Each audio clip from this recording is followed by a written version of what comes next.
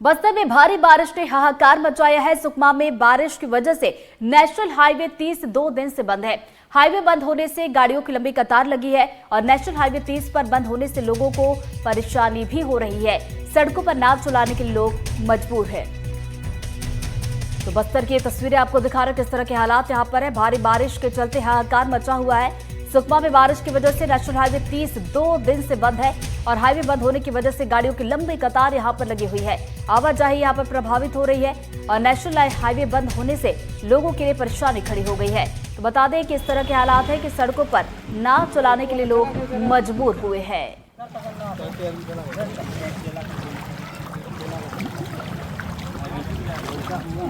भारी बारिश बाढ़ ने जनजीवन को अस्त व्यस्त कर दिया है। वही जो मुसाफिर हैं और जो वाहन चालक है उन्हें भी कई तरह की परेशानियों से झेलना पड़ रहा है। सुकमा जिला मुख्यालय को जोड़ने वाले इस पुलिस लाइन के पास करीब 4 फीट का जो बाढ़ का पानी आ गया है। नेशनल हाईवे जाम हो गया है और लोगों को इस बोट के माध्यम से जिला मुख्यालय पहुंचाया जा रहा है। और इस तरफ आप देखेंगे जो भीड़ लगी हुई है ये पूरे ट्रक ड्राइवर्स और जो यात्री हैं उनकी है और बीते 2 दिनों से यहाँ फंसने की बात कही जा रही है। कई जो ड्राइवर्स हैं उनसे बात करते हैं कि क्या परेशानियाँ हो रही हैं। जी बाजी, कब से खड़े हैं यहाँ पे? ये ड्राइवर्स हैं, इनसे बात करते हैं और भी लोग हैं। जी, क्या नाम है दादा आपका? नितेश कुमार। जी, कब से फंसे हैं यहाँ पे? आज 2 दिन हो गया सर। क्या लोड ले जा रहे थे? तो चावल ले जा रहे थे आंध्र प्रदेश। कहाँ जा रहे हैं? आंध्र जाए एलूर जा रहे हैं। कब से फंसे हो यहाँ पे? कितना दिन? 2 दिन हो गया। 2 दिन हो गया आपको। तो ये 2-3 दिन करीब आज तीसरा दिन है और जिस तरह से बाढ़ ने लोगों को परेशान किया है। हालांकि बारिश थम जरूर गई है लेकिन जो हालात हैं अभी भी बाढ़ के बने हुए हैं। लोग परेशान हैं। इस वक्त मैं सुकमा जिला मुख्यालय को जोड़ने वाली नेशनल हाईवे 30 पर हूं। आप देख सकते हैं कि नेशनल हाईवे 30 पर अब नाव चल रही है। दूसरा दिन है, मुसाफिरों को पार करवाया जा रहा है सुकमा की तरफ से अब जगदलपुर जाने वाले। और उस तरफ आप देख रहे हैं कि जगदलपुर से जो मुसाफिर आके यहाँ फंसे हुए थे उन्हें जिला प्रशासन के सहयोग से इस बोट के माध्यम से उन्हें जिला मुख्यालय सुकमा लाया जा रहा है। तो ये हालात अभी भी बने हुए हैं। लगातार जो जल स्तर है वो हालांकि कम जरूर हो रहा है लेकिन बाढ़ के हालात अभी भी सुकमा ज़िले में बने हुए हैं। वार्ड क्रमांक 12, 13 और 6 में अभी भी कई घर पानी में डूबे हुए हैं। जिला प्रशासन हर स्तर पर कोशिश में लगा हुआ है किस तरह से भी बाढ़ पीड़ितों को सहयोग किया जा सके। और जो मुसाफिर लगातार इस बाढ़ के चलते परेशानी थे, जो जगदलपुर, विजयवाड़ा और आंध्र प्रदेश की तरफ जाने वाले जो मुसाफिर थे वो अभी भी फंसे हुए हैं। उन्हें जिला मुख्यालय तक पहुंचाने का काम किया जा रहा है। तो ये अभी नेशनल हाईवे 30 है, ये पुलिस लाइन के पास का इलाका है और अभी भी नेशनल हाईवे 30 पर करीब 4 से 5 फीट पानी जमा हुआ है और जो हालात जो बिगड़े हैं अभी भी वैसे ही बने हुए हैं। जिला प्रशासन हर स्तर पर सहयोग करने का प्रयास कर रहा है। एनडीटीवी के लिए सलीम शेख, सुकमा। बढ़ते आगे, बाढ़ से दक्षिण बस्तर में जनजीवन अस्त व्यस्त है। दंतेवाड़ा में नेशनल हाईवे 63 पर आवाजाही पूरी तरह से ठप हो गई है। तुमनार के पास टूटी 1 किलोमीटर लंबी सड़क। जी हां, भारी बारिश की वजह से हाईवे पर कई जगह क्षतिग्रस्त देखने को मिला है और छत्तीसगढ़ को तेलंगाना से यह नेशनल हाईवे जोड़ता है। मूसलाधार बारिश की वजह से दक्षिण बस्तर में बाढ़ ने जमकर तबाही मचाई है।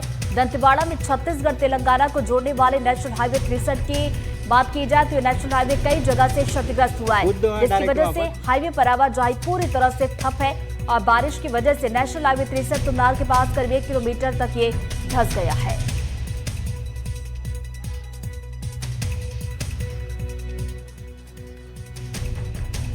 छब्बीस अगस्त को आई बाढ़ ने सब कुछ तबाह कर दिया। इस वक्त हम तुमनार के पास नेशनल हाईवे NH 63 पर खड़े हैं। देख सकते हैं, मैं कैमरामैन साथी से बोलूँगा दिखाइए, यह सड़क 1 किलोमीटर तक गायब हो गई है। यह सड़क नहीं है, यह सड़क तेलंगाना और छत्तीसगढ़ की इसे लाइफ लाइन कहा जाता है क्योंकि यह सड़क यहाँ से तेलंगाना और आंध्र की सीमा को जोड़ती है। यहाँ से महाराष्ट्र भी जुड़ता है। यहाँ पर 1 किलोमीटर का हिस्सा यहाँ से नदारद हो गया है। बाढ़ के प्रभाव से यह सड़क पूरी उखड़ गई है। कैमरामैन साथी से बोलूँगा दिखाइए, हमारे दर्शक ये सबको देख करके समझ सकते हैं कि कितनी बड़ी तबाही आई होगी कि यहाँ पर पूरा का पूरा इलाका साफ़ हो गया है। दूर दूर तक दिखाई दे रहा है। कहीं पर ट्रैक्टर पलटा हुआ दिख रहा है, कहीं पर सामान बिखरा हुआ दिख रहा है।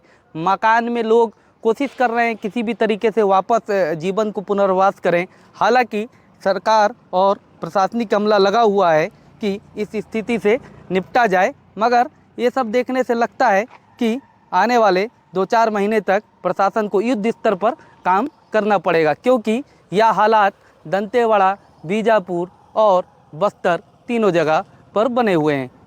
एनडीटीवी के लिए पंकज सिंह भदौरिया, दंतेवाड़ा।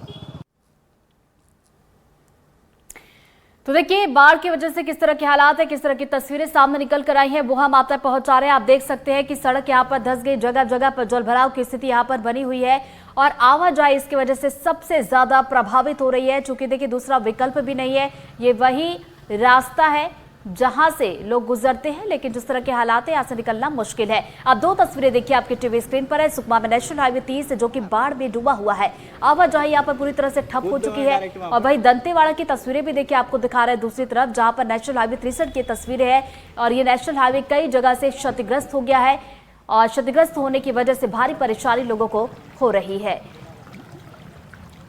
और ज्यादा जानकारी लेंगे, हमारे 2 सहयोगी इस वक्त हमारे साथ जुड़ गए। सुकमा से सलीम शेख जुड़ गए, तो दंतेवाड़ा से पंकज भदौरिया हमारे साथ जुड़ गए हैं। सबसे पहले सलीम का रुख कर लेते हैं। सलीम, देखिए सुकमा की तस्वीरें हम आप दर्शकों तक पहुंचा रहे हैं, किस तरीके से यहाँ पर नेशनल हाईवे बाढ़ में डूबा हुआ है। अभी हाल फिलहाल की बात की जाए तो मौके पर क्या इसी तरह के हालात है या फिर हालात अब सामान्य हुए हैं?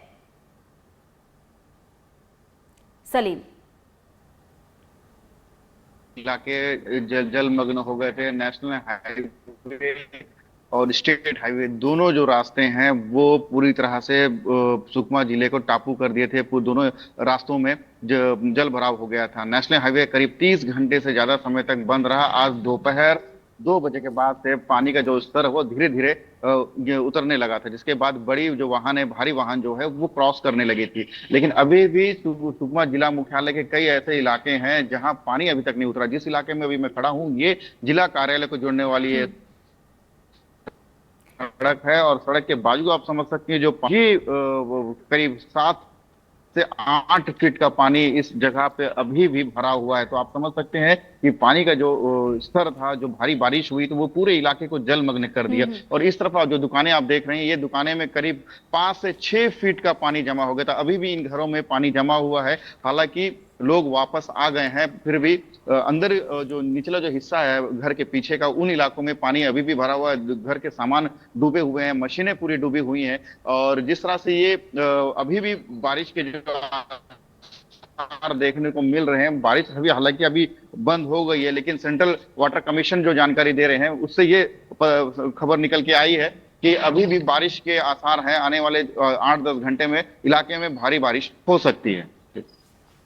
बिल्कुल, तो यहाँ पर तस्वीरें हम साफ तौर पर देख रहे हैं किस तरह की परेशानी यहाँ पर लोगों को हो रही होंगी। अब पंकज का रुख कर लेते हैं। पंकज, देखिए नेशनल हाईवे कई जगह से क्षतिग्रस्त हुआ है। जाहिर सी बात है जो तस्वीरें ये साफ तौर पर बयां करती है कि किस तरीके से आवाजाही यहाँ पर प्रभावित हुई होगी। हाल फिलहाल में मौके पर क्या कुछ स्थिति है? देखिए ऋतु, बता दें कि नेशनल हाईवे हो या फिर स्टेट हाईवे हो, साथ में पीएमजेएसवाई सड़कें, इस तरीके की सभी सड़कों में नुकसान हुआ है। इस वक्त भी मैं एक पीएमजेएसवाई की सड़क पर खड़ा हूँ। आप देख रही होंगी कि यह सड़क पूरी उखड़ गई है। यह सड़क उखड़ करके यहाँ से बाहर फेंका गई है। और कुछ कर्मचारी लगे हुए हैं और इसे सड़क को सुधारने की कोशिश कर रहे हैं। इस तरीके के जो हालात हैं वह सभी जगह पूरे बने हुए हैं। आसपास के पूरे खेत खलियान को दिखाइए एक बार कि ये पूरे खेत खलियान पूरे भर गए हैं। ये 26 अगस्त को जो बाढ़ आई थी ये पूरी बस्तर संभाग में थी। इसमें बस्तर, नारायणपुर, सुकमा और दंतेवाड़ा सभी जगह इसने तबाही मचाई है। NH 63 पर कुछ देर पहले हम पहुंचे हुए थे। वहां पर 1 किलोमीटर की सड़क उखड़ गई है। वह सड़क तेलंगाना और छत्तीसगढ़ को जोड़ती है। जगदलपुर के तरफ जाने वाली सड़क उखड़ी हुई है। बारपुर के पास वो तीनों इलाके से, नारायणपुर हो, दंतेवाड़ा हो या फिर जगदलपुर जाने के लिए, वहां पर ब्रिज उखड़ गए। तो समझ सकते हैं कि 2 दिनों में जो बाढ़ आई इसका स्तर इतना ज्यादा था कि यह चारों इलाके में तबाही मचाई है। हालांकि प्रशासन ने यह आकलन निकाला है कि 500 करोड़ से ऊपर का नुकसान हुआ है और इस पे जल्द से जल्द इसे मरम्मत करने के लिए भी टीमें लगाई जा रही हैं। जी, तो बिल्कुल तबाही की 2 तस्वीरें हमने देखी किस तरीके से सुकमा और दंतेवाड़ा में हालात हैं। हालांकि उम्मीद है कि जल्द से जल्द हालात जो है सामान्य हो। बहुत बहुत शुक्रिया आप दोनों का जानकारी के लिए और तस्वीरें दिखाने के लिए।